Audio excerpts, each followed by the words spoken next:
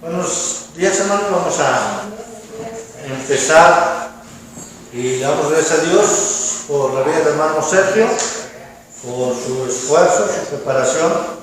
Dios quiera que nosotros lo aprovechemos, ¿verdad? Porque tenemos gran bendición que el hermano Sergio esté con nosotros, que comparta lo que él estudia, lo que él aprende. Y bueno, pues también decir, primero, gracias a Dios por su vida, por su trabajo, hermano, muchas gracias. Y segundo, todo lo que aprendemos es para honrar a Dios. Y lo que tratamos de hacer, que siempre platico yo con él, o cuando platicamos él y yo, es que la palabra de Dios vaya por delante, que nosotros actuemos de acuerdo a su palabra. A veces él y yo nos caracterizamos por no estar tan de acuerdo con lo que dice nuestra doctrina, nuestra religión, más que nuestra doctrina, nuestra religión o a la iglesia que pertenecemos, ¿verdad? No estamos tan encerrados en eso. A veces somos medio revolucionarios en eso, porque defendemos lo que hemos aprendido de la palabra de Dios y queremos que la palabra de Dios nos lleve a honrarle, a glorificarle y a bendecirle. Y dicho esto, es lo que vamos a estudiar es la palabra de Dios. No es con el afán de atacar a nadie, no es con el afán de golpear ni desquitarnos de nadie, ni de hablar mal contra nadie, sino a aprender la palabra de Dios y que obedezcamos la palabra de Dios. De eso se trata, pues, todo lo que venimos a hacer aquí, y especialmente este tiempo que está preparando el hermano Sergio para que estos vientos de doctrinas que están en contra de la palabra de Dios, pues nosotros como iglesia la podamos aprender y podamos actuar de acuerdo a lo que dice la palabra de Dios. Así que quería decir esto para que pues no haya ninguna duda, ¿verdad? No es contra nadie, nosotros no estamos peleando contra nadie, estamos aprendiendo la palabra de Dios y tratando de obedecer a la palabra de Dios. Eso es lo que tratamos de hacer en estas clases, en estos tiempos, en la iglesia, y pues que Dios use al hermano Sergio y que la iglesia pueda ser sensible a esta oportunidad que tenemos de aprender de parte de Dios, usándolo a Él. Así que vamos a orar por Él y vamos a ponerlo en sus manos. Bendito Señor, te damos la honra y la gloria, te alabamos y bendecimos tu nombre, y en el nombre de tu Hijo Cristo te agradecemos por este tiempo. Gracias por el privilegio de que nuestro hermano Sergio está con nosotros, de que él pone el tiempo, de que tú lo has traído a esta iglesia, tú lo tienes en esta iglesia, Señor, y sabemos que es con un gran propósito. Utilízalo, bendícelo, dirígelo, que tu gracia sea con él, que tu Espíritu Santo le siga dando sabiduría, inteligencia y el conocimiento que necesita para bendecir tu iglesia. Gracias por su vida, prospera sus pasos, guárdale, ayúdale, guarda su corazón, su mente, que siempre esté tomado en tus manos y fortalecido en ti. Por favor, Señor, bendice a la iglesia y danos sabiduría para aprovechar este tiempo, que podamos aprender de lo que tú nos tienes a través de nuestro hermano Sergio. Gracias por cada uno de los hermanos que pusieron atención. Pedimos que nos dé sabiduría también y que podamos aprender y ser dirigidos por ti. A ti sea la honra y la gloria. En Cristo Jesús. Amén. No elegí el tiempo para que el hermano Sergio dijera nada, porque ya es todo. Gracias. Nos vamos a iniciar. Decimos por esto el silencio que hizo ruidito. Ok, bueno, pues el estudio que vamos a tener a partir del día de hoy habla, como decía mi hermano Edgar, de lo que son vientos de doctrina.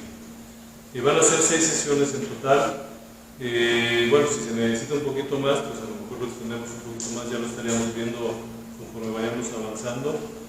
Es interesante notar cómo llegó el nombre a este estudio. Cuando lo empezamos a platicar hace unos meses, no me acuerdo, a lo varias semanas. Era otra la idea, ahí después les estaré platicando un poquito más de esto. Y hubo un tiempo en que yo decía, bueno, ¿cómo le vamos a poner este estudio? O sea, la idea era precisamente ver diferentes doctrinas que se están ahorita ya infiltrando en las iglesias. Lo vemos, a lo mejor lo vemos ya como obvio, pero ahorita que empecemos a verlo, vamos a ver que algunas de ellas ya las tenemos, si no en la iglesia, en nuestra vida cotidiana. Entonces, esto es muy sutil. Y pensando de repente, como le dije al pastor, tuve una epifanía, basándome precisamente en Efesios 4:14, viene ya lo que viene a ser el nombre de esto. Y antes de continuar, todo lo que vamos a ver aquí en la pantalla, se los voy a pasar ya hoy por la tarde en un archivito PDF para que tengan ahí la información también. Igual si quieren tomar notas, obviamente se vale. Otra cosa que se me olvidó comentar, esta es una clase, es escuela dominical, así que su participación, sus dudas, todo va a ser bien recibido. Todas las que no pueda contestar se las voy a pasar al hermano Edgar, aprovechando que está aquí. No es cierto. Si alguna no la sé, pues igual lo vemos con el hermano Edgar. Si alguna no la sabe en ese momento, la idea es ponerme a estudiar y el siguiente domingo con todo gusto podemos dar respuesta. Pero bueno, continuando con lo que estábamos viendo, Efesios 4:14, lo voy a leer yo, que nos dice: para que ya no seamos niños fluctuantes, llevados por doquiera de todo viento de doctrina por estratagema de hombres que para engañar emplean con astucia las artimañas del error. Entonces, precisamente por esto, de aquí salió el nombre. A final de cuentas, que no seamos niños fluctuantes, como dice aquí, nada más deja el pedacito del versículo, que dice: llevados por doquiera de todo viento de doctrina. ¿Qué es un viento de doctrina? Un viento de doctrina es todo lo que nos están enseñando, todo lo que estamos aprendiendo muchas veces, a lo mejor sin pensarlo.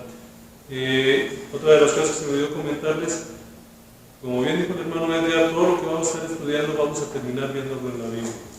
Pero todas esas doctrinas también vamos a estar analizando parte histórica, de qué se tratan, qué es lo que encierran, dónde están las amenazas, para terminar en la Biblia.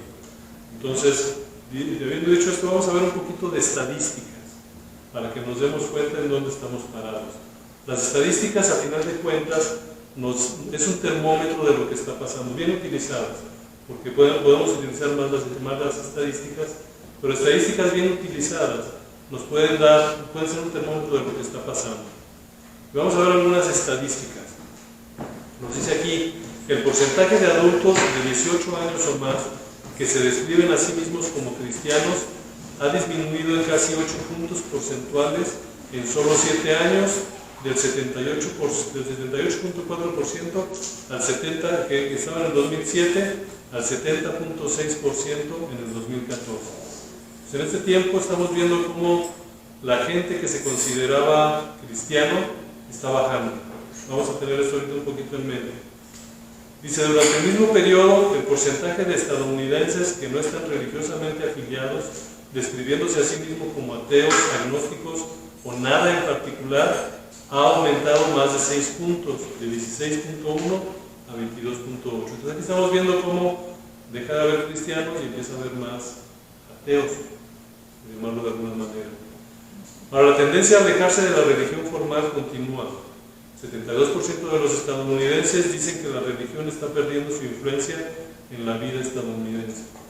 Y es una percepción, yo creo que aquí se vieron cortos, yo creo que es una percepción ya general de que la religión se está perdiendo lo que es su influencia. Menos del 40% de los encuestados dijeron tener fuertes afiliaciones religiosas. Aquellos que dicen que no están fuertemente afiliados están dejando la iglesia. Es algo que también estamos viendo nosotros aquí en nuestro país. Ahora, aquí vienen 3 comentarios así muy rápidos. Dice: aproximadamente el 8% de la población asiste a la iglesia varias veces en una semana. Y nada más el 8% de la gente está haciendo eso. El número de personas que dijeron que asistieron a veces se ha reducido de aproximadamente del 79 al 69% entre 1990 y 2015. Entonces, que en caso de las estadísticas muchas veces vamos a llevar un cierto atraso, es el caso que aquí tenemos. Aquellos que nunca asisten a la iglesia han aumentado del 14 a casi el 25% en el mismo periodo de tiempo. Así que estamos viendo lo que es el impacto. Ahora vamos a ver una gráfica interesante en cuanto a lo que es compartir la fe cristiana. Aquí van a ver una gráfica donde viene precisamente, como no se puede saber bien, pero ya después en su material lo van a ver un poquito mejor. Está visto por generaciones. Habla de la generación Silent, que le llama, que es entre 1928 y 1945, Boomer entre 1946 y 1964, y así va viendo las distintas generaciones. Y en la gráfica estamos viendo cómo el compartir la fe cristiana está disminuyendo dramáticamente. Hasta el caso de la generación Z, que son aquellos que nacieron entre el 97 y el 2015, que se ve una franca, o sea, un descenso, pero tremendo. Entonces, esa es una realidad, esas son estadísticas. Ahora, a lo mejor me van a decir ustedes, sí, hermano, pero son estadísticas de Estados Unidos. Bueno, las tomamos porque en Estados Unidos tienen un poquito más de ventaja de nosotros. Sin embargo, también tenemos estadísticas nosotros en México. Estas las estamos basando precisamente en el estudio del INEGI del 2020, el censo de población del 2020. Vamos a hacer un comparativo. La información que tenemos aquí en la pantalla precisamente es de del censo del 2020, y nos dice que actualmente el 10.6% de la población en México dice no tener una religión. Sin embargo, hace 10 años, en el 2010, era de 4.7, es decir, subió de 4.7 a 10. Prácticamente se duplicó la cantidad de gente que tenía alguna creencia, ahora son ateos. Por el otro lado, tenemos que los cristianos evangélicos protestantes, que es donde estaríamos cayendo nosotros, representábamos en el 2020 el 11.2%. 10 años antes representábamos el 10%. ¿Qué quiere decir eso? Que en el mismo periodo en el que los ateos y demás duplicaron su cantidad, nosotros aumentamos un 10%, más o menos, 11%. Pues aquí, estas ya son información estadística de nuestro país. Esta gráfica que sigue nos habla de cómo está la distribución en los estados. Como digo, a lo mejor aquí no se va a ver muy claro, pero espero que ya en el material que les pase después lo vean un poquito mejor. Pero nos habla de los que se consideran ateos o agnósticos, la gente que no cree en Dios, por estado. Entonces, bueno, aquí vienen todos los estados. Yo quería resaltar dos. Quintana Roo, que es el que tiene más elevado ese número. Estamos hablando del 23% de la gente no cree en Dios. Si esto lo redondeamos al 25, estamos hablando que 1 de cada 4 personas es ateo en Quintana Roo. Ahora van a decir, bueno, en Guanajuato es el segundo de derecha a izquierda, es el 4.6%, más o menos el 5% de la gente. Eso es igual, 2020, obviamente esto ya ha cambiado en estos 3 años, pero yo creo que no haya cambiado para bien. Entonces, esto es lo que se está viendo, son estadísticas, son cuestiones reales que están afectando y nos permiten ver lo que está pasando en nuestro país y en el mundo. Esta nota que está aquí es de España. De hecho es de Córdoba, es del 2021, y nos dice: ateos y no creyentes registran su máximo histórico y rozan ya el 39% de la población. Estamos hablando de que esto está pasando en España, y para allá vamos. Normalmente está en España, luego empieza lo que es Argentina, en cuanto a países latinos, y nosotros vamos con un retraso como de 8 a 10 años. Entonces, muy probablemente en el siguiente censo, en el 2030, vamos a ver números muy cercanos a este. Vientos de doctrina. Entonces, ustedes me van a decir, bueno, es que eso es lo que está pasando en el mundo, eso es lo que está alrededor de nosotros, pero ¿eso qué tiene que ver con la iglesia? Porque aquí es a donde vamos ya ahora sí a empezar a ver. Las iglesias están siendo influenciadas por todas las filosofías y enseñanzas del mundo. Eso es un hecho. Eso sí, no cabe duda. De hecho, esta figura que están viendo ahorita aquí, esos monitos bajando las escaleras, si se fijan en los escalones desde hasta arriba es cristianismo, luego viene Biblia no infalible, luego el hombre no está hecho a la imagen de Dios, la negación de los milagros, la negación del nacimiento virginal, la no deidad, la no expiación, la no resurrección, agnosticismo y por último el ateísmo. Si se fijan, eso dice es el descenso de los modernistas. Más adelante vamos a platicar de esto, pero esto que estamos viendo en la sociedad se está permeando hacia la iglesia también. Es decir, estamos bajando escalones, de repente nos van a hacer dudar de la Biblia. Ahora que empecemos a ver estas falsas doctrinas, es uno de los ataques principales, decir, no, esa no es la autoridad. Y empiezan a negar después algunas de las doctrinas que son básicas para el cristiano. Entonces, ahí es donde estamos, hermanos, en esa parte. Entonces, a final de cuentas, las ideologías disfrazadas de cristiandad se están introduciendo con éxito en las congregaciones. Aquí en este grafiquito podemos ver al monito ahí con la bandera de cristiano y demás, pero realmente es una ideología y lo estamos tomando nosotros como buenos y estamos empezando a entrar, o estamos permitiendo que estas ideologías se metan en nuestras iglesias. Y una de las herramientas más poderosas para poder lograr esto, creo que todos la conocemos, el famoso Internet. Tenemos el Internet que nos está bombardeando a nosotros, a nuestros hijos, a quienes tenemos nietos, a nuestros nietos. Con todo este tipo de doctrina nos están adoctrinando, nos están enseñando y poco a poco esto se está permeando esto a la iglesia. Entonces,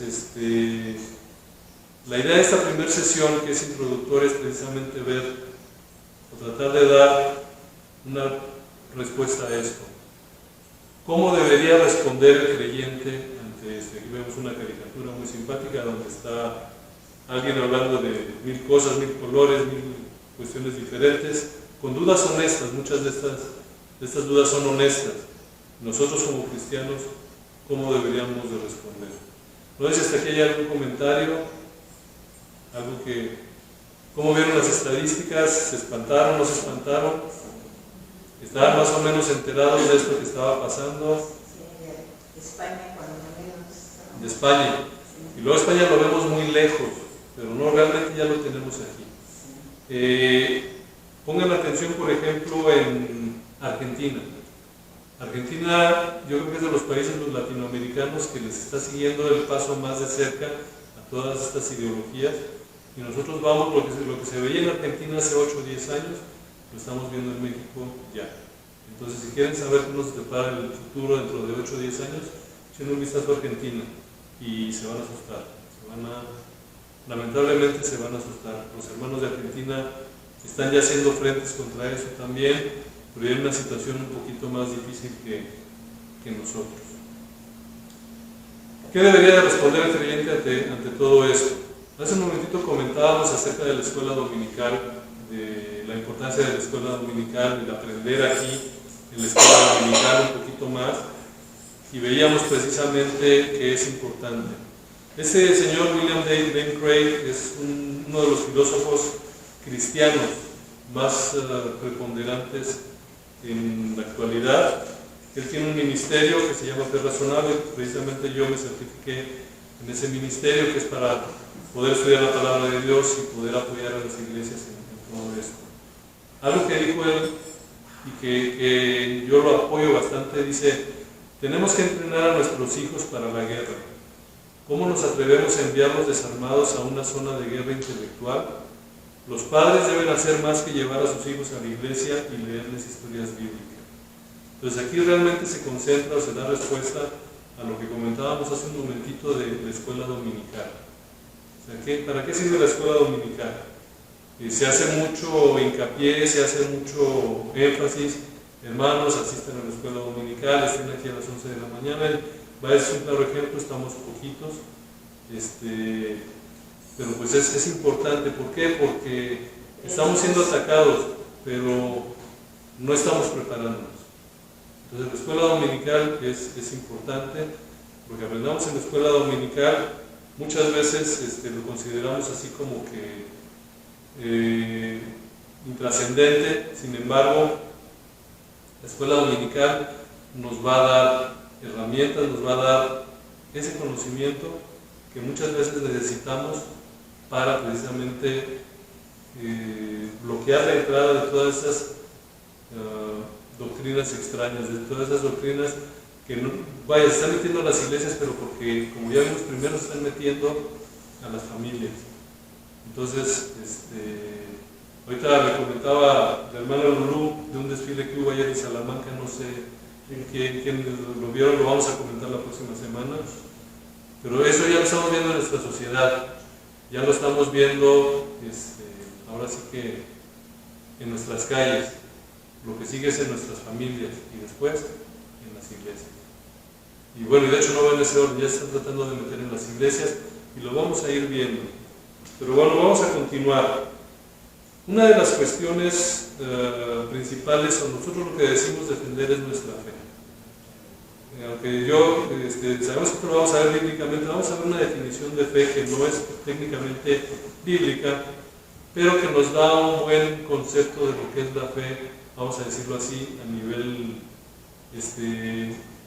mundo.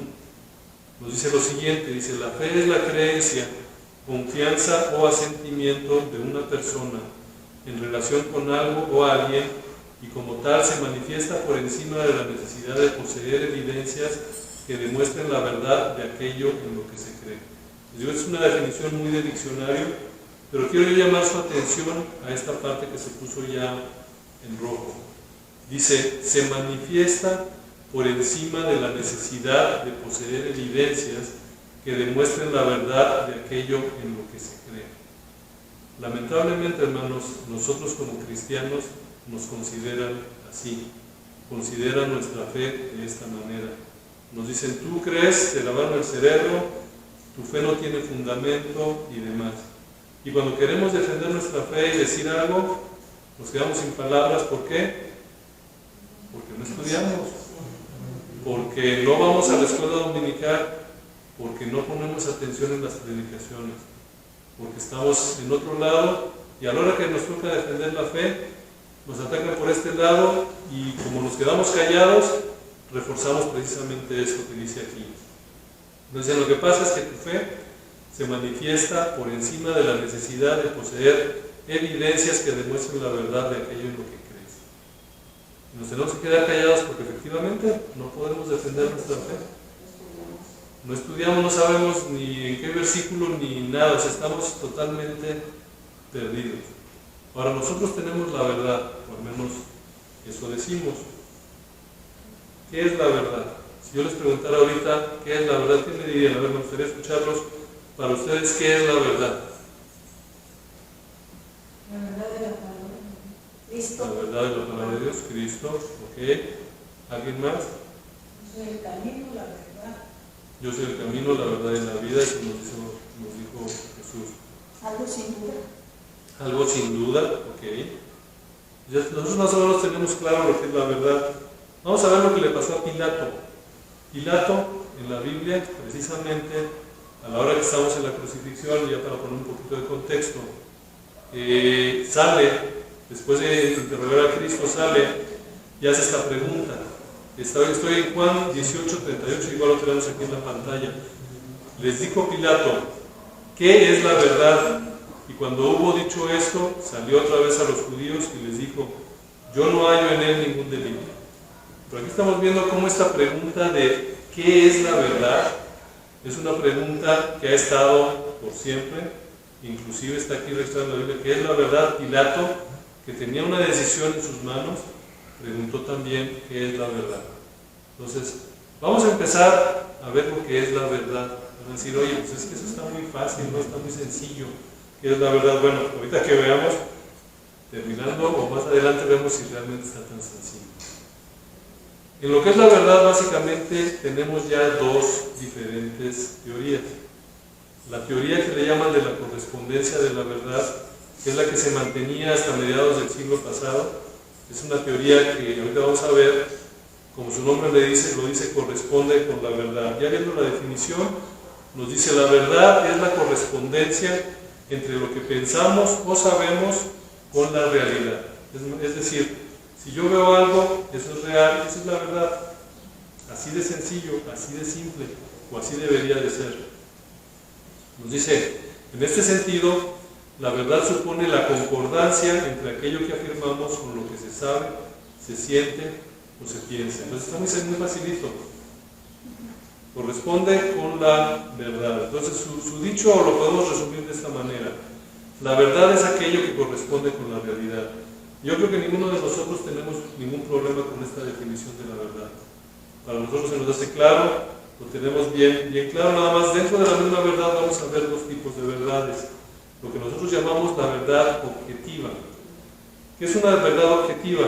De acuerdo a esta definición, dice una declaración se considera objetivamente cierta si su veracidad depende del objeto mismo y no del sujeto, entendiendo al sujeto como el observador. ¿A qué me refiero con esto? Por ejemplo, voy a poner un ejemplo que hace poquito hablé con una persona que no compartía mucho esto y les voy a rebatir como él me rebatió. Vamos a ponerle un poquito también aquí esto. Yo le decía, por ejemplo, el pasto es verde. Decía yo, ahí está el pasto es verde. ¿Alguien tiene duda de que el pasto sea verde? Y es tan fácil como salir y ver el pasto y es verde. Entonces, es una verdad objetiva. El pasto es verde. Dice, hay variantes que son absolutamente ciertas independientemente de la opinión, percepción o comprensión de alguien. No importa lo que yo piense, lo que yo diga, lo que yo haga, el pasto es verde. Y va a seguir siendo verde, esa es la verdad. Lo que me contestó esta persona me dice, espérate, pero si dejas de regar el pasto va a ser amarillo. Entonces deja de ser verde, en ese momento ya tu verdad no es verdad. Le digo, bueno, hay otros factores. Pero aquí ya estamos viendo cómo la gente empieza a ver cómo le sacan la vuelta a la verdad. Pero bueno, ahorita lo importante es identificar la verdad objetiva. ¿Ya la tenemos clara? Ok. Vamos a ver la verdad subjetiva. Aquí veíamos la verdad objetiva depende del objeto, no del sujeto. La verdad subjetiva es lo contrario. Es cuando la veracidad depende del sujeto o del observador y es una cuestión de opinión. Por ejemplo, si yo les digo cuál es el helado más rico, a mí en lo personal me gusta mucho el de chocolate. Entonces, por ejemplo, al hermano le gusta el de fresa. Si nos pusiéramos aquí a discutir, ¿quién tiene la verdad? Realmente es subjetivo. O sea, para ella es el de fresa, para mí es el de chocolate. Para cada uno de ustedes a lo mejor va a ser diferente. Es una verdad subjetiva. Es una cuestión de opinión. Y no por eso deja de ser verdad. O sea, a final de cuentas, si a mí me preguntan, yo voy a decir chocolate, si le preguntan al hermano va a decir fresa. Y va a seguir siendo cierto porque para ella es fresa, para mí es chocolate. Y sigue siendo la verdad.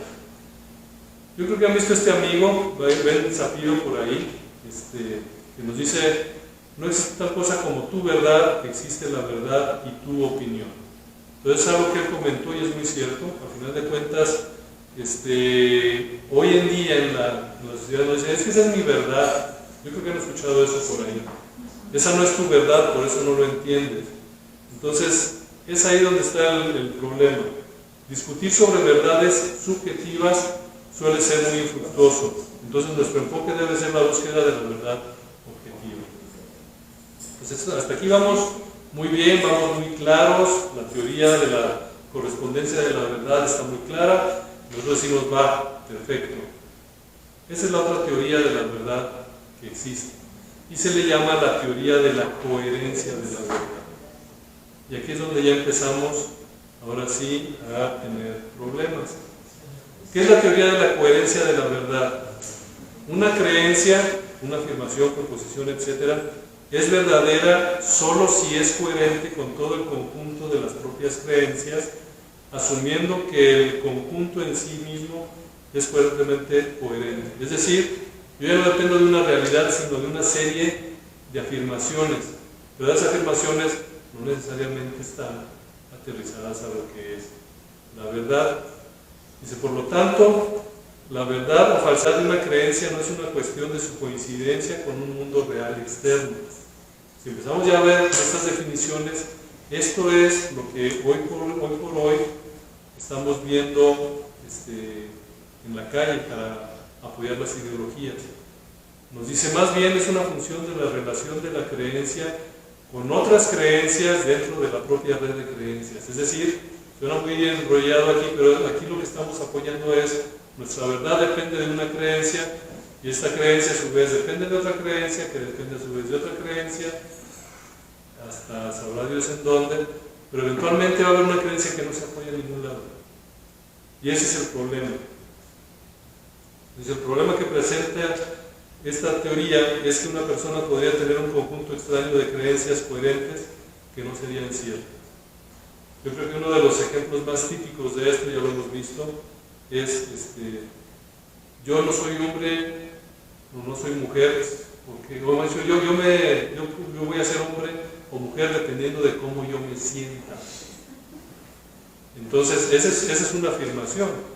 Entonces, depende de cómo tú te sientas, va a ser tu género, es lo que nos dicen. Y de ahí me dicen, entonces, eso lo consideran como una verdad, pero eso realmente no se apoya en nada, está flotando. Entonces, hacen toda una red de creencias o de dogmas, ahí son dogmas, que descansan en una mentira. Entonces, ahí es donde tenemos el problema hoy en día. Las ideologías usan esta teoría, la teoría de la coherencia de la verdad. Entonces, cuando ustedes se topen con este tipo de situaciones, van a ver que es coherente con alguna otra idea.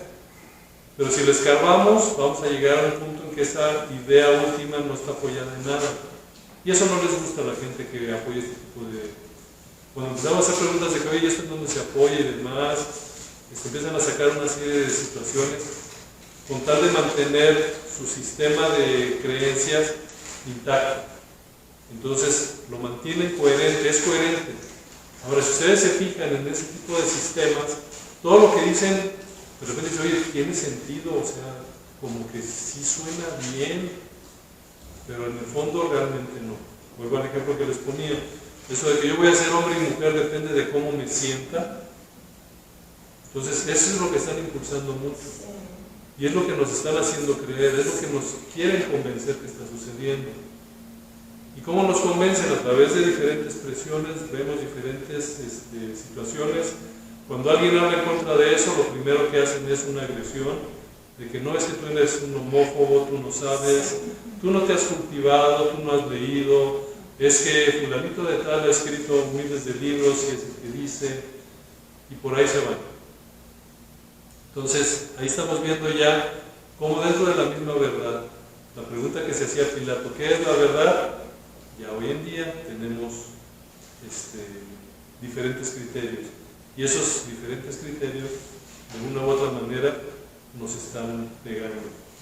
Ahora, ¿qué es la verdad según la Biblia? Ahorita ya me comentaron algunos versículos, y me queda claro para un cristiano qué es la verdad. Pero vamos a ver el concepto como tal. Bíblicamente, ahorita vemos dos definiciones de verdad, o dos teorías diferentes de la verdad. ¿Cuál es la que sustenta la Biblia? Entonces vamos a verlo muy fácil. Dice, el término del Nuevo Testamento para la verdad, ahí lo ponen, yo no sé griego, pero es el que se usa en teoría. Dice, es fácil de definir, es la cualidad de estar de acuerdo con lo que es verdadero. Entonces, a final de cuentas, esta definición de lo que se usa en el Nuevo Testamento como verdad es precisamente la definición que nosotros veíamos con la teoría de la correspondencia de la realidad o de la verdad. Es decir, es la cualidad de estar de acuerdo con lo que es verdadero. A final de cuentas, nos dirige hacia allá. Como lo comentábamos, esto va de la mano con la teoría de la correspondencia de la verdad. Ahora, en el Antiguo Testamento, vamos a ver que es un poquito más común, aquí nos viene también el término, dice es más amplio porque además de verdad, también puede significar confianza, constancia y fidelidad. Pero al final de cuentas, terminamos donde mismo. Y dice, la verdad se refiere no solo al conocimiento, sino también a la moralidad. Bueno, como ya veíamos, Juan 8, 31 y 32, uno de los versículos que nos dice, dijo entonces Jesús a los judíos que habían creído en él, si vosotros permaneciereis en mi palabra, seráis verdaderamente mis discípulos, y conoceréis la verdad, y la verdad os hará libres. Lo que estamos viendo, o ya vimos, fuera del contexto, por así decirlo, religioso, viendo la parte como fue escrita en la Biblia, cuando habla de la verdad, la Biblia se refiere a la teoría de la correspondencia de la verdad. Y a final de cuentas, nosotros creemos que la verdad nos hará libres. Para la misma Biblia, nosotros también encontramos personas que han sido confrontadas por la verdad. Yo creo que el caso más común, no sé si alguien puede ubicar de acuerdo a esa figura de quién vamos a hablar ahorita. ¿Quién se imagina que es ese personaje? Pablo, si recordamos la historia, iba camino a Damasco, arriba de un camello, de un caballo, de una llama, de un burro, no sabemos. Iba arriba de algo y lo tumbaron. Y es confrontado por la verdad. Pues aquí estamos viendo a un Pablo que tenía una verdad, que quería seguir esa verdad y en base a esa verdad él estaba actuando. Y él iba en contra de la verdad, a final de cuentas. Entonces este amigo fue confrontado. Esto lo vemos en Hechos 9:5. Nos dice, él dijo, ¿quién eres, Señor? Y le dijo, yo soy Jesús, a quien tú persigues. Dura cosa te es dar voces contra el aguijón. Pues aquí lo que estamos viendo es que el ir contra la verdad, a final de cuentas, va a traer sus consecuencias. Vemos el caso de Pablo, él tenía su verdad, él consideraba su verdad, él estaba a favor de esa verdad, al grado que andaba persiguiendo cristianos y demás, pero cuando se da de frente con la verdad, lo que le dice Jesús es, dura cosa es dar cosas contra el aguijón. Entonces tenemos que entender también eso, hermanos. Cuando nosotros hablemos con la verdad y hagamos entrar a alguien en razón de lo que es la verdad, va a haber este tipo de reacciones. Entonces cuando también vemos esto, dice, Jesús le dijo, yo soy el camino y la verdad y la vida, nadie viene al Padre sino por mí, que también ya se mencionó por ahí. Nosotros lo sabemos y tenemos que dar a conocer esta verdad. Entonces esto es lo que estamos viendo el día de hoy. No hemos terminado las emociones, no va a haber tanto recreo. Todavía nos falta un ratito. Entonces más que nada, lo que pasa es que cae la imagen para separar, por así decirlo, las secciones. ¿Okay? Entonces no se me anden emocionando de que ya nos vamos. Vamos a entrar así un poquito más en las cuestiones bíblicas. Ya vimos algo de lo que está pasando en el mundo, cómo se está infiltrando, qué es la verdad, y nosotros qué postura debemos de tener en relación a eso. Ahora, la misma Biblia nos advierte, vamos a ver ahora Judas 1, 3 y 4, lo voy a leer, yo estaré igual aquí en sus pantallas. Nos dice, amados, por la gran solicitud que tenía de escribiros acerca de nuestra común salvación, me ha sido necesario escribiros exhortándoos que contendáis ardientemente por la fe que ha sido una vez dada a los santos. Porque algunos hombres han entrado encubiertamente, los que desde antes habían sido destinados para esta condenación, hombres impíos que convierten en libertinaje la gracia de nuestro Dios y niegan a Dios, el único soberano, y a nuestro Señor Jesucristo. Aquí estamos viendo cómo Judas está advirtiéndonos de esto y nos está diciendo, tenemos que contender por nuestra fe, tenemos que luchar por nuestra fe y aguas, porque va a haber gente que se va a estar queriendo meter. O sea, esto ya lo tenemos visto desde antes, la advertencia ahí está, así que no podemos decir, no sabíamos, eso nos está cayendo por sorpresa. Ahora bien, lo comentábamos hace un momento, viene la guerra, estamos en guerra, pero si no conocemos la Biblia, como dice aquí este pensamiento, si no conocemos doctrina, si no sabemos teología, ¿cómo vamos a identificar a los falsos profetas?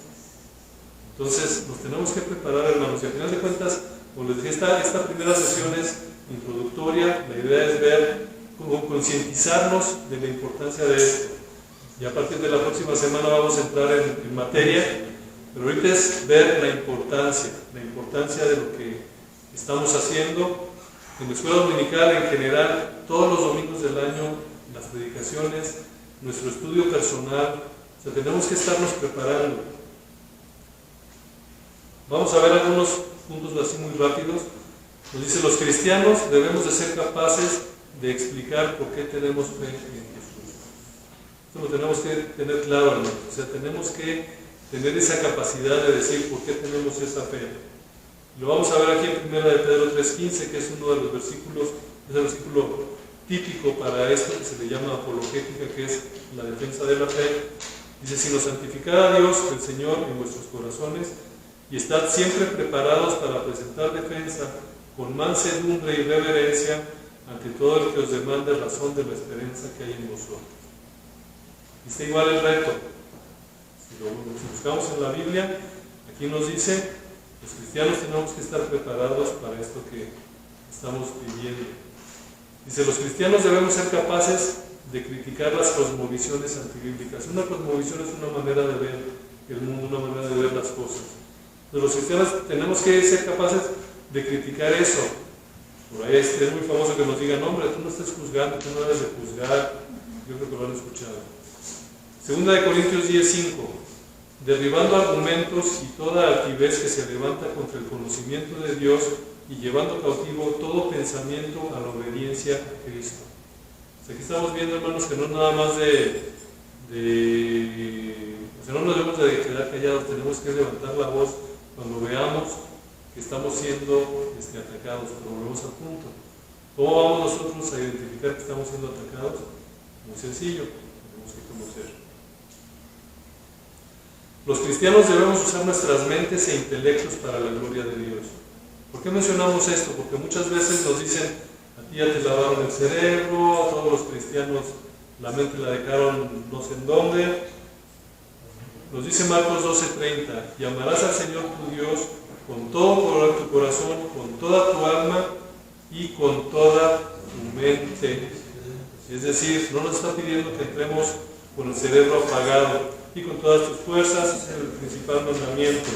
Entonces la misma Biblia nos dice que seguir a Jesús no quiere decir que tengan que apagar el cerebro. Es básico. O sea, no tenemos que hacer algo así como aparece en la imagen, que de repente volteamos y pum, apagamos el cerebro. No se puede, hermanos. Entonces, en esta primera, al contrario, tenemos que estar más alertas que nunca. Tenemos que estar pendientes, tenemos que conocer. Hasta aquí no sé si tengan algún comentario, alguna duda. ¿Cómo lo ven? ¿Se les hace retador? ¿Se les hace interesante? ¿Cómo se sienten? Pues de mi parte yo me siento que debo de estudiar la Biblia, debo de informarme, porque a mí me ha pasado con mi misma gente, ¿no? Que como dice usted, hermano, que nos quedamos callados. ¿Por qué? Pues porque no conocemos la palabra de Dios, ¿sí? Y fácilmente nos llegan a decir: pues ya ves, pues es que nada más son religiosas, o son, y pues nos quedamos. Bueno, yo me he quedado callada, ¿sí? Me hace falta escudriñar en la Biblia, ¿sí? Y estudiarla, venir a la escuela dominical, porque es aquí donde se aprende. Por eso yo me acuerdo que desde que me acuerdo, la escuela dominical, nos decían los pastores, es para aprender. Incluso en muchas iglesias voltean la escuela dominical, la pasan al final, porque es cuando va más gente, ¿no? Que ahorita, ya los que estamos. Y ya más tarde vienen más. Entonces había unos pastores que decían: bueno, pues vamos a hacer la escuela dominical hasta el final, hacemos el culto primero y después la escuela dominical, para que la gente aprenda, ¿sí? Entonces, pues sí nos hace falta estudiar, y sobre todo vemos que todas estas cosas. Estaba yo viendo una señora que entrevistó a un muchacho que se dice hombre y mujer cuando él quiere, según donde género fluido. Sí, donde se presenta. Y luego le pregunta a ella: ahorita qué te sientes. Dice: pues me siento mujer, así. Y le dijo: ¿y en tu casa ahorita que saliste? También me siento mujer, pero pues todo depende. Y dice: no, si tiene uno con ganas de tener algo para llamar, para decirle a las personas, sí, verdaderamente son situaciones muy aberrantes, ¿no? Sí, tenemos que recordar lo que vimos hace un momentito, la teoría de la coherencia de la verdad. Para él, esta persona es coherente, su manera de pensar es coherente, pero al final de cuentas está en el aire. Gracias. Bueno, en este sentido de lo que usted está hablando, yo creo que, o ahora, no me cuesta usted alguna vez lo digo, o sea, deberíamos de ser como los testigos de Jehová, que esos desde chiquitos nos están enseñando que deben de decir, hacer, y van de casa en casa, y más lo vemos aquí en esta colonia, que son muy persistentes, porque seguido están aquí. Sí. Y me doy cuenta que cuando voy a lavar el coche, ahí pasan. Pero no pasan allá al lavado de coches, sino van tocando en los hogares. Y va el señor, que siempre va vestido formalmente, va una mujer y va una niña o un niño. Van tres. ¿Por qué? Porque el niño o el jovencito es el que va aprendiendo cómo el hombre o la mujer se desenvuelven y es como van a aprender, es como lo van enseñando. Entonces, retomando esto, lo que tú estás diciendo, que si es necesario, o como te dice la hermana José, si es necesario que nosotros nos pongamos un poquito más alertas en el sentido de que pongamos más atención a nuestra doctrina o leer más. Porque como bien dice, a veces pues sí, el pastor está hablando y a veces pues no estamos, o estamos pensando en otra cosa, ¿verdad? Y no aprendemos, o se nos olvida, ¿no? Por decir algo. Entonces sí es necesario, en este caso que nosotros pues, pongamos un poquito más de empeño en aprender, para cuando suceda algo, o un debate, o nos preguntan y pues nos estamos callando. Así es, sí, lamentablemente sí es. Ahora, sí, estoy de acuerdo que los testigos de Jehová son así, porque ellos ahí llevan su recompensa. Pero no nos vayamos ahí con ellos, no vamos al Antiguo Testamento. ¿Qué es lo que nos dice la Biblia? ¿Qué es lo que les decía a los israelitas?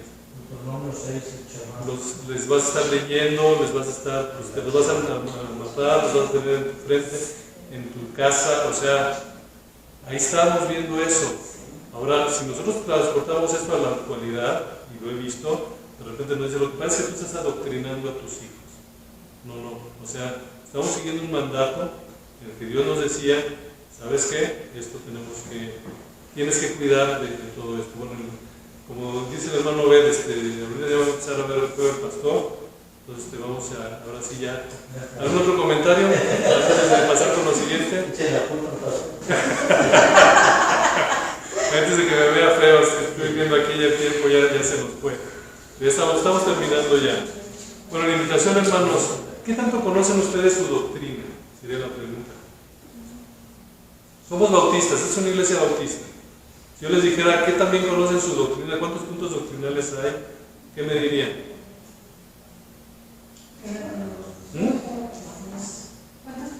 ¿Puntos doctrinales hay? ¿Cuál es la base de nuestras creencias? Esa sería sagrada, si no me voy a morir. Esta es una declaración de fe de otro de los grupos bautistas, pero esta me ha acompañado, ustedes lo ven, está desde el 86. Aquí vienen todas las doctrinas de fe, con toda la declaración de fe. ¿Las conocemos?